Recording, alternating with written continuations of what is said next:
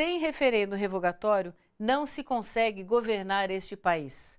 A declaração é do ex-presidente Luiz Inácio Lula da Silva durante plenária na Federação dos Sindicatos de Metalúrgicos da CUT São Paulo, a FENCUT, em São Bernardo do Campo. Foram discutidos os efeitos da reforma trabalhista, os caminhos para barrar os retrocessos do governo Temer e como os sindicatos devem se organizar para manter a estrutura financeira. Convidado de honra, o ex-presidente Luiz Inácio Lula da Silva contou sobre as experiências como líder sindical, as greves dos anos 70 e 80 e pediu que os sindicalistas voltem a ser mais contestadores. Nós temos é que fazer o discurso da contestação, da exigência de outros valores que não é apenas econômico. Embora nós sejamos uma instituição que muitas vezes o economicismo permeia o nosso comportamento, é preciso que a gente não esqueça que nós também somos uma instituição política. Para o ex-presidente Lula, os trabalhadores ainda não entenderam e não estão sentindo os efeitos negativos que a chamada reforma trabalhista vai gerar. Nós vamos ter que começar quase que tudo outra vez. E começar tudo outra vez quando a peãozada sentir, porque a peãozada não está sentindo ainda. Eles vão sentir quando o trabalho intermitente estiver prevalecendo nas fábricas, quando a empregada doméstica voltar a ser empregada quase que escrava, sem nenhum direito. E quem é que tem a responsabilidade de alertar essa gente? São vocês. E sugeriu que qualquer que seja o próximo presidente eleito deve fazer um referendo revogatório das medidas impopulares do governo Temer. Eu estou convencido que vai ter eleição em 2018 e que quem quer que ganhe as eleições de 2018, se não tiver coragem de fazer um referendo revogatório aprovado pelo Congresso Nacional para mudar as tranqueiras que eles fizeram, não se consegue governar esse país. Segundo a Organização Mundial de Saúde, mais de 1/3 de todas as mulheres do mundo é vítima de violência física ou sexual. No nosso país, a situação não é diferente. 503 brasileiras são vítimas de agressão física a cada hora e mais de 60% dos casos registrados foram contra mulheres negras. No Rio de Janeiro, um ato reuniu mulheres pelo fim da violência. Em média, a cada 11 minutos uma mulher sofre estupro no Brasil. 52% das mulheres se calam perante a violência sofrida. 5 mulheres são espancadas a cada 2 minutos no Brasil. Números alarmantes de uma realidade assustadora. Dados que exemplificam a vergonhosa posição do Brasil no ranking mundial de violência de gênero e feminicídio. Para denunciar essa situação, cartazes, músicas e conscientização. São várias formas de violência contra as mulheres e nós viemos aqui justamente gritar que isso não pode mais acontecer e que nós vamos nos unir para até que nenhuma de nós sofra nenhum tipo de violência por ser mulher. O ato, que percorreu as ruas do centro do Rio, foi parte da campanha 16 Dias de Ativismo pelo Fim da Violência contra a Mulher, iniciada no dia 25 de novembro. Em pauta também temas como racismo, machismo e LGBTfobia.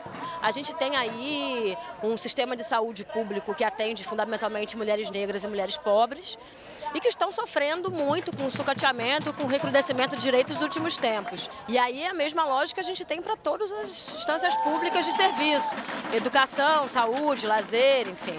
Será que se tivéssemos uma população hegemonicamente branca sendo atendida por esses serviços, a gente teria essa qualidade? A crise no Estado aumenta a vulnerabilidade das mulheres. Nesse cenário, de crise econômica, de corte em tudo quanto é política pública, as políticas de enfrentamento da violência contra as mulheres também têm sofrido esses cortes. Então, aqui no estado do Rio, por exemplo, a gente tem centros de atendimento às mulheres que fecharam, outros que estão funcionando precariamente, as próprias delegacias de mulheres estão funcionando de forma precária. Espaço para a discussão das diferentes formas de violência. Quero que a minha filha, desde pequena, ela cresça já entendendo que ela pode e ela deve ter direito sobre o corpo dela. Se ela não quiser, ela não precisa fazer nada, porque não tem o Estado, ninguém pode dizer para ela o que é certo e o que é errado sobre ela.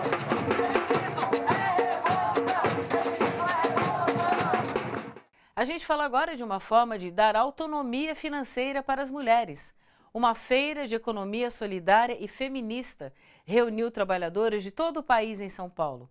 A ação teve sua segunda edição e é uma alternativa à lógica capitalista de consumo. Dona Maria Isaldite mora em Barra do Turvo, na região do Vale do Ribeira. Há 15 anos faz pomadas, xaropes e chás com plantas medicinais, mas só conseguiu vender esses produtos e ter renda depois que passou a fazer parte do sistema da economia solidária, há 2 anos. Tem várias coisas em casa que eu comprei com essas coisas, né? Então mudou, com o seu dinheirinho da aposentadoria não ia dar, né? Então tem várias coisas que a gente comprou para dentro da casa, reformei minha casa com esses dinheirinhos, com a ajuda desse dinheirinho que a gente conseguiu. E muitas outras mulheres também estavam fazendo isso. A economia solidária, a base dela é a autogestão. É uma quebra do sistema capitalista, da relação patrão-empregado. Porque a autogestão significa que todos são proprietários da produção e da sobra e da forma de trabalhar. Não existe patrão empregado. Isso é economia solidária, isso é autogestão. Esta estilista e artesã é uma das fundadoras da Associação de Mulheres da Economia Solidária de São Paulo, a AMESOL. A entidade reúne empreendedoras de diversas cidades do estado, a maioria de baixa renda. A gente não tem mercado, né? A economia solidária não tem mercado. O mercado que aí existe, que está pronto, que está ganho, está dado, é o mercado da economia capitalista. E nosso mercado é alternativo. Ele está sendo construído aos poucos, muito lentamente.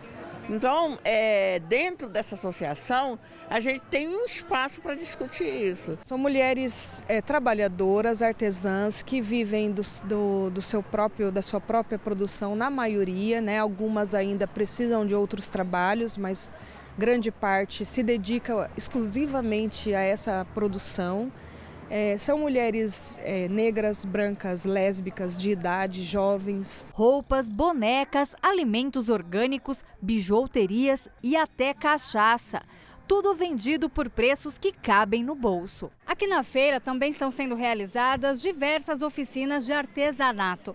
Essas mulheres, por exemplo, estão aprendendo a estampar em tecido. Essa noção de que na economia solidária não tem competição, mas existe cooperação, é fundamental, por isso tem oficinas práticas de produção de material. E tem de reflexão também, então haverão rodas de conversa sobre economia solidária e feminista e haverão também roda de samba, por exemplo, porque a cultura também é parte da nossa atividade. Este foi o Panorama de hoje. Você acompanhou aqui a decisão da Justiça que negou indenização por parte do Estado ao fotógrafo que perdeu um olho após ser atingido por bala da PM. O Panorama mostrou também a situação dos professores da Universidade de São Paulo e o desmonte sofrido pelo Hospital Universitário da USP. Você viu ainda o protesto de mulheres que tomaram as ruas no Rio de Janeiro pelo fim da violência, homofobia e LGBTfobia. O Panorama volta na semana que vem, trazendo informações de interesse da população trabalhadora e mostrando as lutas e conquistas de movimentos sociais. Até o próximo Panorama.